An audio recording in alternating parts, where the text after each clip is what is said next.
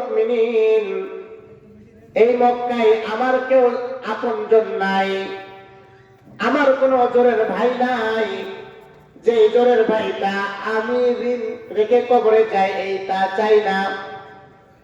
আমি মদিনার একজন মুসাফির মানুষ।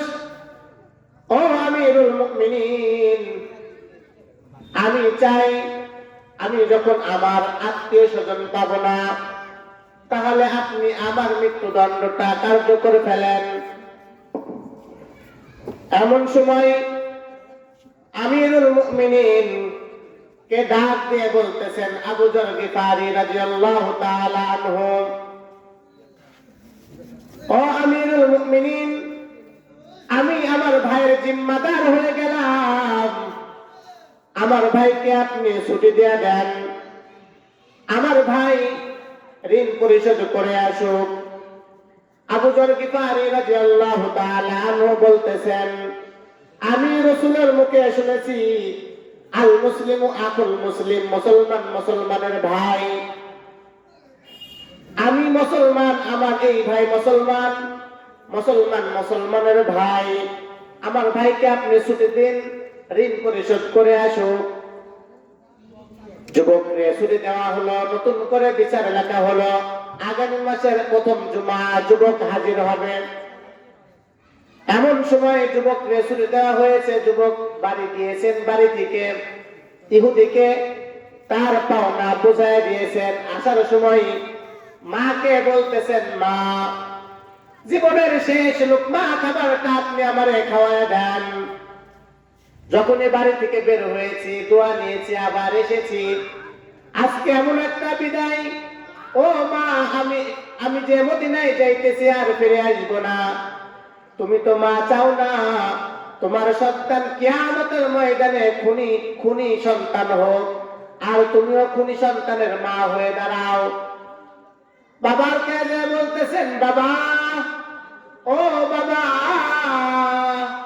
দেন ওই বুকটা দেন, যে বুকে করে কোলে পিটি করে মানুষ করেছেন। আজকে আপনার সন্তান বিদায় নিতেছে, মদিনায় যাইতেছে পাক পবিত্র হয়ে কবরে যাওয়ার জন্য। যুবক বাবা মার কাছ থেকে বিদায় নিয়ে বহুদূর পথ মদিনার দিকে রওনা দিয়েছেন। এই দিকে জুমার নামাজের সময় হয়ে গিয়েছে, যুবক এখনো জুমার নামাজের পূর্বে আসে নাই। এমন সময় ওমর ফারুক রাদিয়াল্লাহু তাআলা আনহু পত্র বাহক পাঠিয়ে দিয়েছেন আবু যর গিফারির বাড়ি। সাহাবা যায় বলতেছেন, ও আবু যর গিফারি ভাই, আজকে আপনার শেষ জুমা মদিনা মুনাওয়ারায় হবে, আজকে আপনি শেষ জুমা পড়ার জন্য মসজিদে চলে আসেন। পত্র পাওয়ার পর আবু যর গিফারি রাদিয়াল্লাহু তাআলা আনহু সুন্দর করে সাজছেন, গোসল করেছেন, সেজে গুজে মসজিদে যায় জুমার নামাজটা আদায় করলেন। আদায় করার পর আমিরুল মুমিনিন বিচারকের আসনে বসে কোরআনটা খুলে বিচারের কার্যক্রম শুরু করে দিয়েছেন। জল্লাদকে বলতেছেন, ফাঁসি কার্যকর করো। জল্লাদ কান্না করেন, জীবনে কোনোদিন ন্যায় মানুষকে কোনোদিন জল্লাদ ফাঁসি দেয় নাই। জল্লাদ এক পা আগালে দুই পা পিছাই। তামাম মদিনার মধ্যে কান্নার রোল পড়ে গিয়েছে। একজন খুনি ব্যক্তির জন্য নির্দোষ একজন মানুষকে ফাঁসির মঞ্চে দেওয়া হচ্ছে। এমন সময় একজন সাহাবা ডেকে বলতেছেন, আমিরুল মুমিনিন, একটু দাঁড়ান, দেখেন, একটু তাকায় দেখেন, কে যেন মদিনার ধুলাবালি উড়াইয়া আসছে।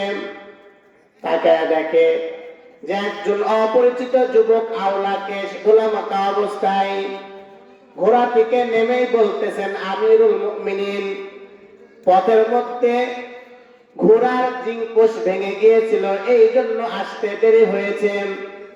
ও আমিরুল মুমিনিন, আমার ভাই আবু যররে আপনি নামায় দেন, আমি পাপী, আমাকে ফাঁসির কার্য করে দেন।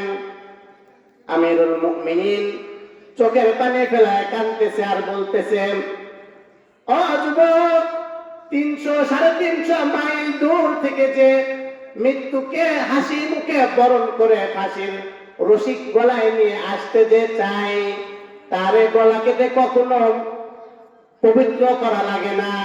আমার আল্লাহ কখন আপনাকে পবিত্র জান্নাতে হিসাবে কবুল করে নিয়েছেন? তবুও কোরআনের আইন হত্যার বদলে হত্যা। এই জন্য আমিরুল মুমিনিন চোখের পানি মোছে আর বিচারের রায় ঘোষণা করে দিলেন।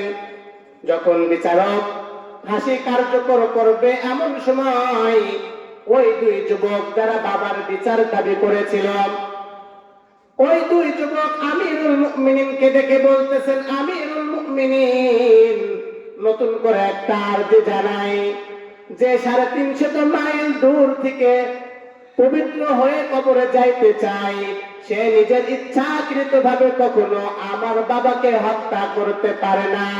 নতুন করে দাবি করতেছে, আমিরুল মুমিনিন, আমার ভাইকে আপনি নামা দেন, আমার বাবার হত্যার বিচার আমরা মাফ করে দিলাম, নিজের ভাই বানাইয়া আমরা বাড়িতে নিয়ে যাই।